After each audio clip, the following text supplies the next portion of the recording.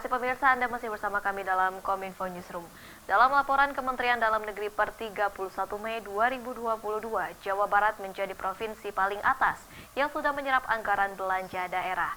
Direktur Jenderal Bina Keuangan Daerah Kemendagri Agus Fatoni mengatakan, realisasi pendapatan pada 2020 berada di angka 29,90%, sementara pada 2021 sebesar 28,5% dan di tahun ini 28,39%.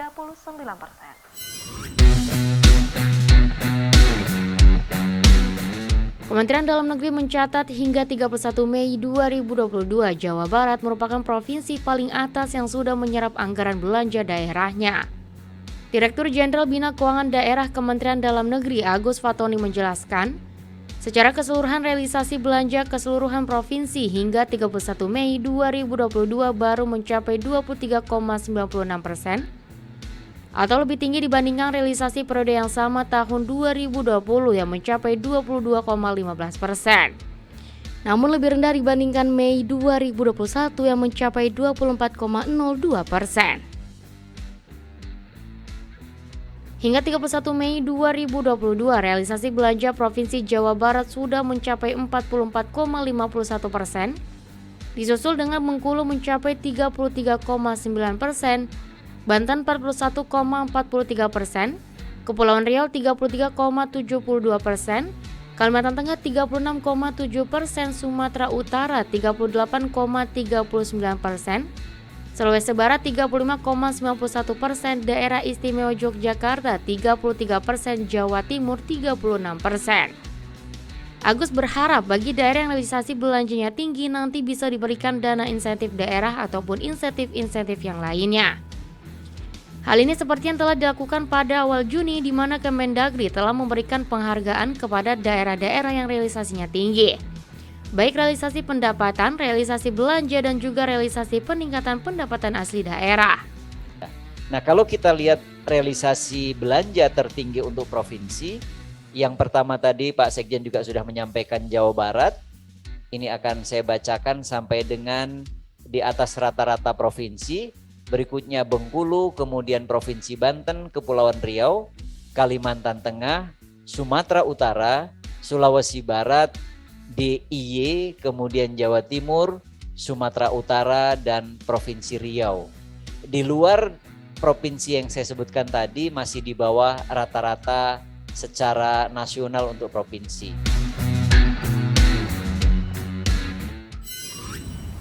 Bank Indonesia bersama dengan Tentara Nasional Indonesia Angkatan Laut mengadakan kegiatan kas keliling Ekspedisi Rupiah Berdaulat 2022 di Papua.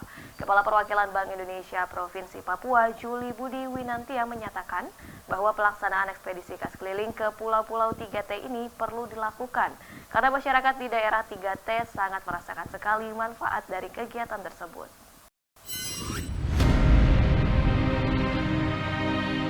Bank Indonesia bersama dengan Tentara Nasional Indonesia Angkatan Laut kembali mengadakan kegiatan kas keliling Ekspedisi Rumah Berdaulat 2022 menggunakan armada kapal perang Republik Indonesia. Kegiatan ini bertujuan memberikan kemudahan bagi masyarakat Indonesia yang berada di wilayah terdepan, terluar, dan terpencil untuk mendapatkan uang layak edar. Kegiatan Ekspedisi Rumah Berdaulat 2022 dimulai dengan mengunjungi 5 pulau yang berada di wilayah Provinsi Kepulauan Riau pada 31 Januari 2022 hingga menjangkau 76 pulau yang berada di wilayah 15 provinsi lainnya.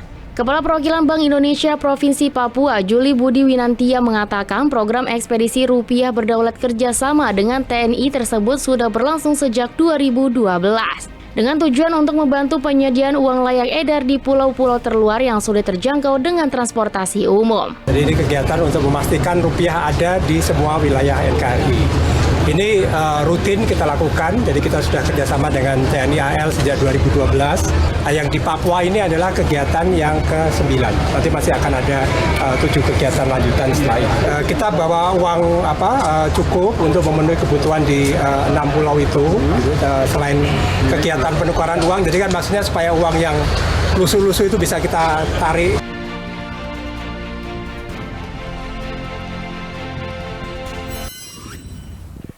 Sebagai upaya membangun pangan nasional secara intens, Kementerian Perdagangan dan Kementerian Pertanian berada di garda terdepan guna melakukan perlindungan terhadap petani dan pedagang kecil.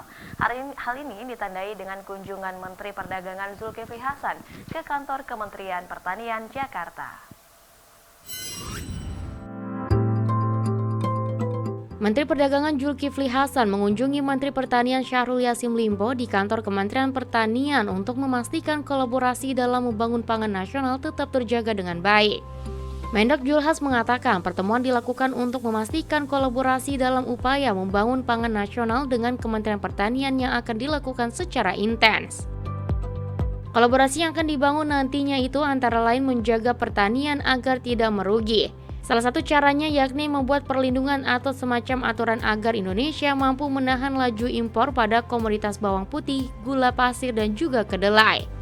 Kemendak juga siap mengikuti aturan dan semua program Kementan untuk menjaga pangan Indonesia agar meningkat dan berdampak langsung pada kesejahteraan petani. Pangan, ya, saya ditugas khusus agar pangan itu tersedia di seluruh tanah air. Kedua, harga terjangkau gitu, ya. Dan tentu Kementerian Pertanian itu penting sekali ya agar pangan ini tersedia. Dan barusan saya dengar dari Pak Menteri Pertanian kita itu beras lebih, ya, kemudian jagung lebih, ya. Nah, ini mesti kita sinkronkan, kolaborasi kerjasama agar jangan sampai petani-petani kita juga mati gara-gara impor yang lebih, yang nggak ada aturan misalnya, ya, yang yang nggak perlu, misalnya kalau cabai atau bawang merah kan Pak Menteri masa kita mesti impor, kasihan petani. Nah, itu jadi perlu ada perlindungan kepada petani-petani kita gitu, ya.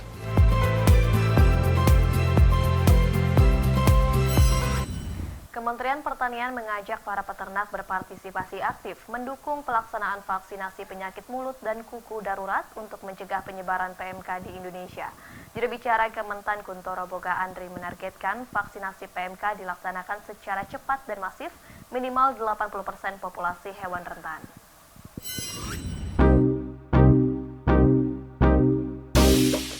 Kementerian Pertanian terus berupaya menekan peningkatan serta mencegah penyebarluasan penyakit PMK melalui program vaksinasi hewan ternak. Sejalan dengan hal tersebut, Kementan melaksanakan pelatihan serta sosialisasi penanganan penyakit mulut dan kaki kepada vaksinator. Kepala Biro Humas dan Informasi Publik Kementerian Pertanian Republik Indonesia Kuntoro Boga Andri menyebut, saat ini vaksinasi terus digencarkan di daerah dengan penyebaran PMK tertinggi, seperti di Jawa Timur dan Jawa Tengah, dengan capaian angka vaksinasi telah mencapai 1.519 ternak dan terus meningkat. Kementan juga telah menyiapkan sebanyak 18.407 petugas vaksinator di 19 provinsi terdampak PMK. Vaksinasi PMK perdana telah dilakukan pada 14 Juni lalu di Kabupaten Sidoarjo, Jawa Timur. Selanjutnya akan didorong vaksinasi dasar sebanyak 2 kali dengan interval 1 bulan serta vaksinasi penguat atau booster setiap 6 bulan. Dengan total kebutuhan vaksin sebanyak 28 juta dosis vaksin, pemerintah akan memenuhi melalui skema impor dan ditambah vaksin produksi dalam negeri dari Pusat Veteriner Farma atau Pusvetma, serta produsen vaksin dalam negeri lainnya. Pemerintah menargetkan vaksinasi PMK untuk dilaksanakan secara cepat dan masif agar mencapai kekebalan kelompok pada minimal 80% populasi hewan rentan. Bapak dan Ibu sekalian, untuk mendukung pelaksanaan vaksinasi PMK, kami telah melaksanakan program TOT dan BIMTEK. Dan saat ini telah siap 18.407 petugas vaksinator di 19 provinsi yang tertular PMK. Program vaksinasi ini juga melibatkan petugas puskeswan, dokter hewan, paramedik, veteriner, inseminator, serta dokter hewan penyuluh, dan mahasiswa kedokteran hewan dari perguruan tinggi di wilayah pelaksanaan vaksinasi. Diharapkan pula partisipasi peternak untuk turut berperan dalam menyiapkan data informasi dan penyerahan ke posko PMK dan Dinas Peternakan setempat. Kami berharap untuk mencapai keberhasilan program vaksinasi PMK dibutuhkan keterlibatan dan dukungan semua pihak. Sehingga kami berharap dan Kementan mengajak para peternak berpartisipasi melalui penyiapan data informasi serta menyerahkannya ke posko PMK dan Dinas Peternakan setempat. Kami juga meminta kepada para peternak untuk terus menjaga dan memelihara ternak yang sudah divaksin dengan baik, meningkatkan biosecurity kandang, mengurangi intensitas kunjungan dari kandang ke kandang, agar ternak kita terus terjaga kesehatannya. Pemirsa, usai jeda kami akan kembali dengan informasi Natuna Geopark bersiap menuju UNESCO Global Geopark sesaat lagi.